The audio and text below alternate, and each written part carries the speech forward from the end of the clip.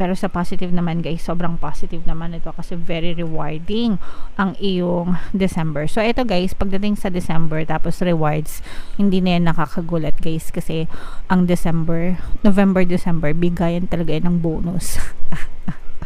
So, yung iba sa inyo, very rewarding. At saka yung iba sa inyo, kung meron kayong mga wini-wish, hinihiling talaga. Let's say, for example, gusto nyong magkaroon ng salary increase or gusto nyong ma-promote or gusto nyong magkaroon ng recognition, ganyan. Kung ano man yung specific wish mo pagdating sa trabaho mo or sa kaperahan, ipagkakaloob yan ni universe.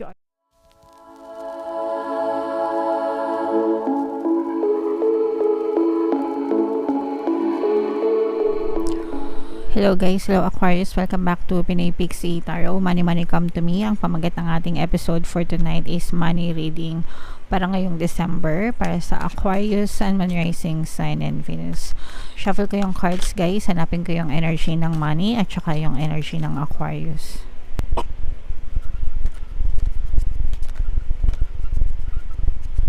So ito yung energy ng money mga kapixie. Ngayon naman hanapin natin yung energy ng Aquarius. Guys. So, Aquarius kaya in-represent ng King of Swords sa ating spread. Ito yung combination guys ng positive and negative energy.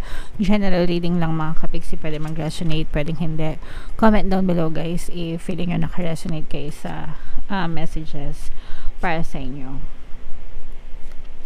Wow! Sobrang ganda nitong mga energy.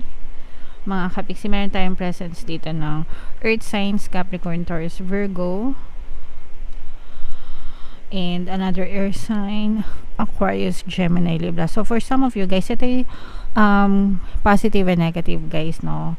Unahin natin yung negative guys kasi yung iba sa inyo parang merong nagmamalupit sa inyo, pwedeng nai-stress kayo dahil sa, pwedeng sa boss to guys, pwedeng sa boss to kung kayo ay nangangamuhan, kung kayo ay mga empleyado, ganyan, pwedeng boss to or mga colleagues. Pag sinabing colleagues guys, kasamaan sa trabaho, yung iba sa inyo na-stress kayo dahil dito sa person na to na parang nagpa-power trip to mga kapixie, no? Lalo na kung let's say for example, boss mo, syempre pag boss, superior yan, parang lahat na lang ng ginawa mo hindi maganda sa paningin niya. Pwedeng nagsiselos din kasi sa ito guys, or parang naiinggit kasi baka magaling ka sa trabaho, ganyan. Kaya parang itong person na to hindi masyadong maganda yung trato niya sa'yo kasi parang feeling niya threat ka para sa kanya, lalo na kung magaling ka, okay? And for some of you, parang natural lang talaga na merong ugaling hindi maganda itong person na to or itong amo na to or kung sino man ito, na parang palaging maiinitin yung ulo niya, ganyan. And parang yun, isa yun sa mga nagiging dahilan ng stress mo, mga kapixie. So you just have to focus on yourself guys, no? I mean, kung kailangan nating tiisin dahil sa trabaho, lalo na yung mga OFW, let's say for example OFW kayo, ganyan, tapos tinitiis nyo, lalo na kung ibang lahi, ganyan, tiis-tiis lang hanggang sa makahanap ulit kayo ng panibagong employer mga kapixie, or kung meron kayong mga kailangan na gawin para makahanap, no, i-manifest nyo na makahanap kayo ng ibang boss or ibang trabaho, ganyan, para hindi na kayo maka-experience ng kalupitan nitong person na to. Meron din tayong subliminal guys, yung pampabait ng boss and mga katrabaho. So nandun yan sa ating pampaswerte na playlist. Pakinggan nyo yun, makakatulong sa inyo kasi marami na rin tayong success stories doon, mga kapixie. Okay, so yan yung nakikita natin sa negative. Pero sa positive naman guys, sobrang positive naman ito kasi very rewarding ang iyong December. So ito guys, pagdating sa December tapos rewards, hindi na yan nakakagulat guys kasi ang November, December, bigayan talaga yan ng bonus. So yung iba sa inyo, very rewarding. At saka yung iba sa inyo, kung meron kayong mga wini-wish, hinihiling talaga. Let's say for example, gusto nyong magkaroon ng salary increase or gusto nyong ma-promote or gusto nyong magkaroon ng recognition, ganyan. Kung ano man yung specific wish mo pagdating sa trabaho mo or sa kaperahan, ipagkakaloob yan ni universe. You are moving towards your dream life, dream job, ganyan, or dream career, yan. So doon kayo papunta mga kapixie, and talagang medyo makahinga-hinga din naman kayo ng maluwag kasi yung iba sa inyo parang igagrant kayo ng vacation. Lalo na kung meron kayong mga travel plans for December, ganyan, di ba? Usually pag December maraming nagta-travel, maraming let's say for example OFW, umuwi ng Pilipinas. So kaya naman kung sa Pilipinas ka lang nagtatrabaho, nagli-leave, 'di ba? VL, vacation leave para magbakasyon, lumipad, ganyan. So matutuloy 'yan, mga kapiksi. Igagrant yung mga leave na request nyo. Alright? And for some of you, maaaring may bagong opportunity din when it comes to investment naman, mga kapiksi. And this is something that you can explore, no? Kumbaga parang nagkakaroon kayo ng renewed passion ba? Yeah, passion, ganyan. Parang gusto nyong mag negosyo, ganyan, or maghanap ng other streams of income, mga kapiksi. And for some of you guys, meron tayong presence ng etong fire sign na to, guys. Feeling ko ito yung nagmamalupit sa inyo kasi parang lumabas na naman yung energy niya dito sa second spread natin na parang yung iba sa inyo masyadong pabigat ito sa buhay nyo, guys, no? Yung mga stress, pabigat. Parang tinatambakan kayo nito ng trabaho, lalo na kung boss mo to, guys. Parang tinatambakan ng trabaho. Tapos parang wala kayong karapatang magreklamo kasi nakatali kayo. Parang nakatali kayo sa kontrata, ganyan, or parang very superior itong person na to. Kumbaga parang malakas talaga siyang mag power trip, mga kapiksi, and ginagamit niya yun para mabuli ka, ganyan. Yeah, so ito talaga medyo nagpapabigat sa inyo. Pero ito nga yung parang sinasabi ko sa inyo na parang naghahanap kayo ng ibang option na pwede nyong gawin, pwedeng lumipat sa trabaho, ganyan, or naghahanap ng ibang trabaho, naghahanap ng ibang employer, mga kapiksi. Yung iba sa inyo, kung kayo ay nasa corporate, parang feeling ko gusto nyo magpa-transfer ng ibang department, mga kapiksi. So i-manifest nyo na lang yan, guys, na pag sinabing manifest, you just have to focus your attention dun sa gusto nyo, and that will happen eventually, okay? So, and isa pa pala sa mga good news, guys, if ever na ang wish nyo is ma-promote, yan, or magkaroon ng parang mga libreng training, yan, pwedeng i-grant yan sa inyo, mga kapiksi, kasi nakikita natin yung energy dito, okay? So, enroll lang ng enroll, no? Samantalahin yung may mga companies kasi na nag-offer talaga sila ng mga free courses, free certification, ganyan, free trainings. So samantalahin nyo kasi kung career-oriented talaga kayo, pwede nyo siyang ilagay sa portfolio nyo, sa resume nyo, para magagamit nyo siya para tumaas yung sweldo. Tumaas yung sweldo nyo, mga kapiksi. Okay? Alright. So, yeah. Comment down below, guys, if feeling nyo naka-resonate kayo dyan. And, itong mga na to, guys, mind rewards, iman nyo yan sa comment section. Mind rewards, mind vacation, mind travel, mind success, mind promotion, yan.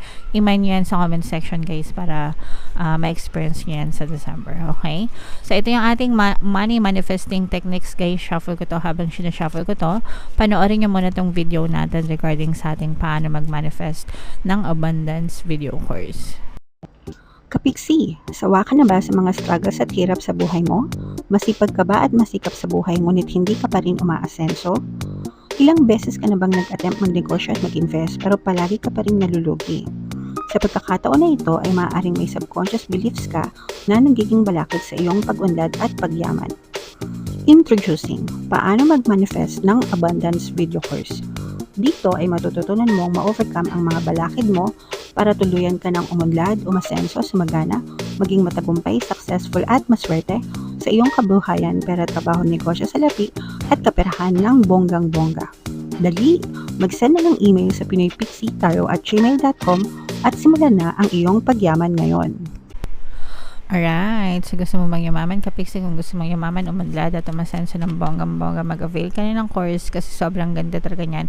And meron tayong Christmas promo, mga kapiksi, until December 31. Magbibigay ka ng 10% discount plus 1 free pampaswerte subliminal sa lahat na mag-avail ng course until December 31 guys. So mag-avail na kayo. Meron din, yan na yung pinakamalaking sale natin guys. Meron din tayong email coaching, manifest your desires using the law of attraction. If meron kayong mga specific na gusto nyong i-manifest, pwedeng love and relationship, pwedeng money or career, pwede kayo magpabook ng email coaching session with me. Mag-send lang kayo guys ng email sa pinaypixie@gmail.com. So, eto guys, yung ating money manifesting technique para sa inyo. Sabi dito, protect. Keep all bills and invoices well away from mirrors, windows, and other reflective surfaces. Otherwise, you will attract more claims on your money. So, eto guys, usong-uso to sa mga bahay ng mga Pinoy, no? Kapag pupunta kayo sa bahay ng mga Pinoy, tapos may makita kayong mga salamin sa sala, ganyan.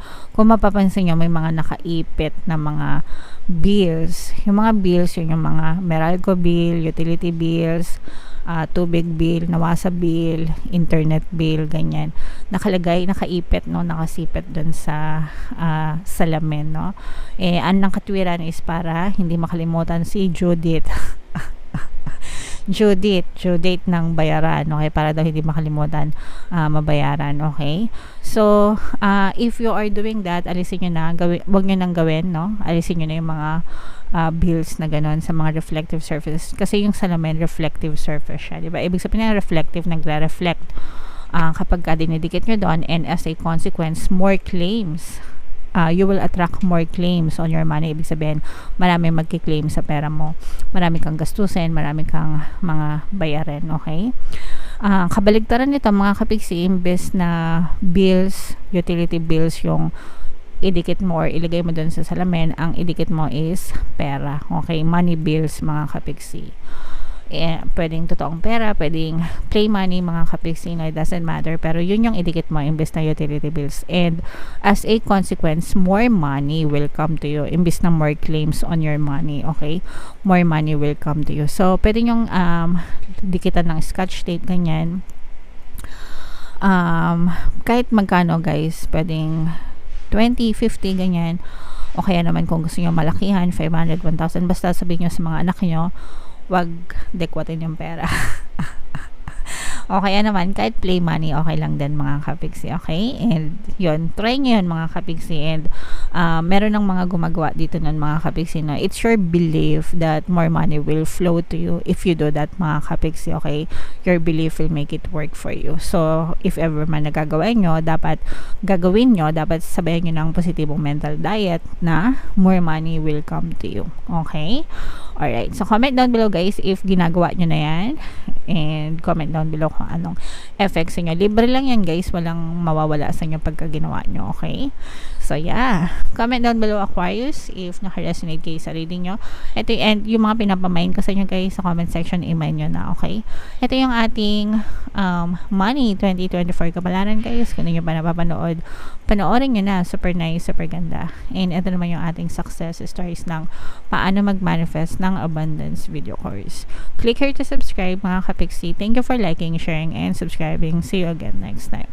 I love you all. Have a nice day. Bye-bye.